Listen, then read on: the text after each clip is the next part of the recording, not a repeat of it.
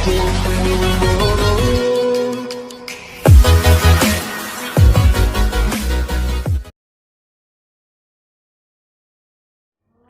Dear student, welcome to my YouTube channel Mohit sir classes. इसके पहले lecture में अपन ने डिस्कस किया था digestion in amoeba and digestion in human. आज का अपना टॉपिक क्या है?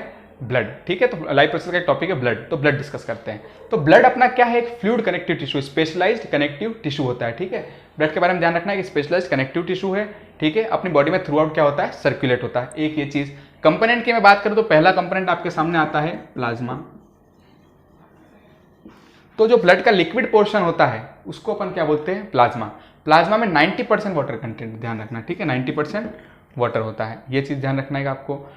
दूसरी बात की बात करूं तो प्लाज्मा कैसा होता है? कलरलेस होता है। प्लाज्मा कैसा होता है? कलरलेस। तो एक तो कलरलेस, 90% वाटर कंटेंट और लिक्विड पोर्शन ऑफ ब्लड, ये ध्यान रखना है प्लाज्मा के बारे में। दूसरी चीज की बात करूं मैं तो होता है आरबीसी।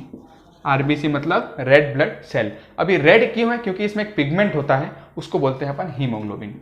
इसमें क्या है? हीमोग्लोबिन। अब हीमोग्लोबिन है मतलब इसका भी कुछ फंक्शन है। हीमोग्लोबिन का फंक्शन है O2 कैरी करता है from lungs to different part of body. ठीक है, बॉडी या टिश्यूज तक क्या ले जाता है अपना? O2 कैरी करता है। तो हीमोग्लोबिन के बारे में ये चीज ध्यान रखना है। लाइफ स्पैन की बात करूं आरबीसी की तो कितनी होती है? 120 डेज।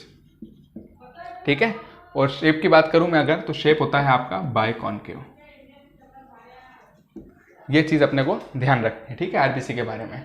काउंट की बात करो तो 4.5 टू 5.5 मिलियंस में काउंट होता है इसका।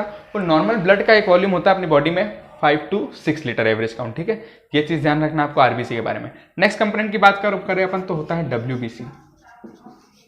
अब ये डब्ल्यूबीसी है तो इसका एक प्रोटेक्टिव फंक्शन होता है बॉडी में। ठीक है, किसी भी टाइप का प्रोटेक्शन, जैसे कोई एंटीजन आ गया अपनी बॉडी में, कोई बैक्टीरियल कंडीशन है, इन्फेक्शन की कंडीशन है, उससे लड़ने का काम कौन करता है? White blood cells, WBC. इसको बोलते हैं सोल्जर्स ऑफ द बॉडी। ठीक है, ये गन लेके खड़ा है, अगर कोई भी एंटीजन अगर बाहर से आया तो उसको क्या कर देगा? ये किल कर देगा। तो डब्ल्यूबीसी के बारे में ये चीज अपने को ध्यान रखनी है। ठीक है, काउंट की बात करूँ तो अलग अलग बुक में अलग अलग दे रखा है, 6000 टू 8000 या 8000 टू 12000, एक एवरेज काउंट अपने को ध्यान रखना है। ठीक है, तो डब्ल्यूबीसी का एक प्रोटेक्टिव फंक्शन है। ठीक है, एज ए सोल्जर जैसे काम करता है और अपने को बैक्टीरिया और एंटीजन से बचाता है, उनको किल करता है।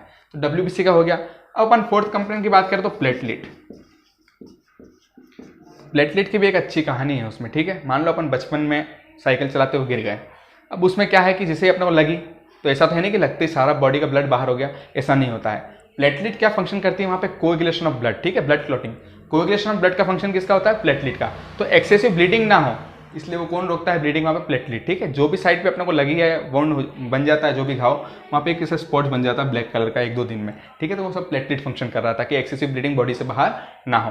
काउंट में बात करो तो इसका काउंट लैक्स में होता है, 1.5 टू 4 लाख होता है। ठीक है, एक काउंट अपने को ध्यान रखना है। एक प्लेटलेट का फंक्शन कोएगुलेशन ऑफ ब्लड का। तो ये तो थे अपने ब्लड के कंपोनेंट्स। अब अपन पढ़ रहे हैं ब्लड के फंक्शन।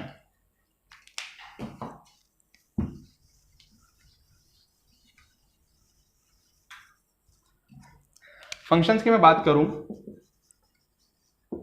तो पहला फंक्शन आपके सामने आता है O2 कैरी, O2 ट्रांसपोर्ट का। क्या करता है वो? O2 ट्रांसपोर्ट करता है। ठीक है, O2 कैरी करता है from lungs to different body tissues तक।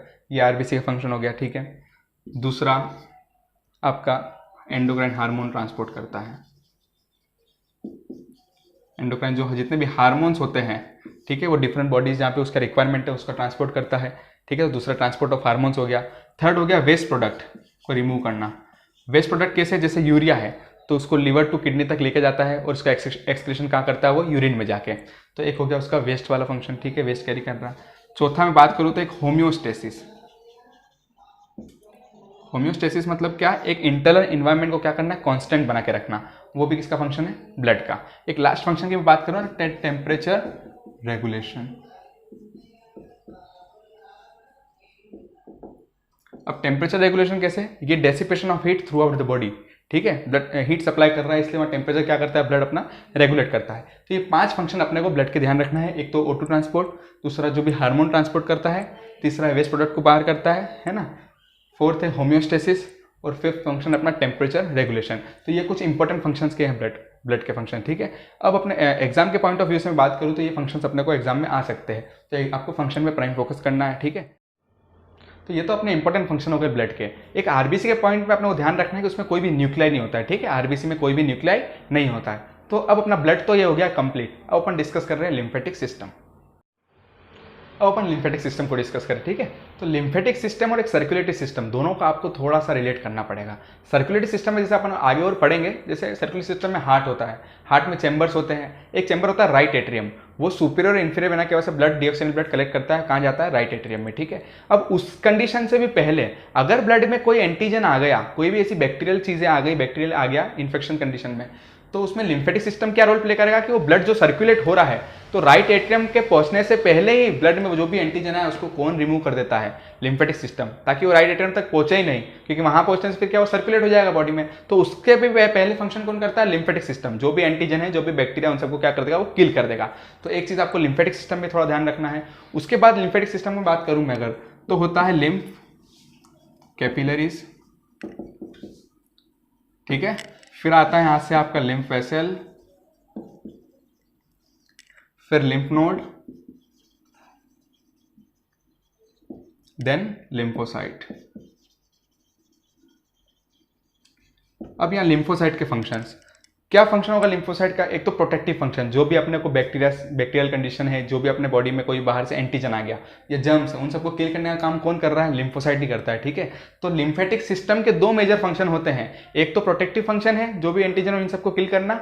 दूसरा फंक्शन है जो सेल्स है, जो भी डेथ सेल्स है, उनके फ्रेगमेंट्स है, उनको क्या करना, उस वेस्ट को रिमूव करना, ठीक है। वो लिम्फेटिक सिस्टम का फंक्शन होता है। तो लिम्फेटिक सिस्टम में लिम्फ कैपिलरीज, फिर कैपिलरीज से बना लिम्फ वेसल्स, फिर लिम्फ वेसल से lymph node, and then end में होता है अपना लिम्फोसाइट। दो इंपॉर्टेंट फंक्शन आपको लिम्फेटिक सिस्टम पे ध्यान रखना है। कुछ मेजर ऑर्गेन्स भी होते हैं लिम्फेटिक सिस्टम में, जैसे स्प्लीन होता है, थाइमस होता है, पर उनका रोल अपने इसमें अभी इतना नहीं पढ़ना, अपने 10th के लेवल के हिसाब से ये सही है, ठीक है।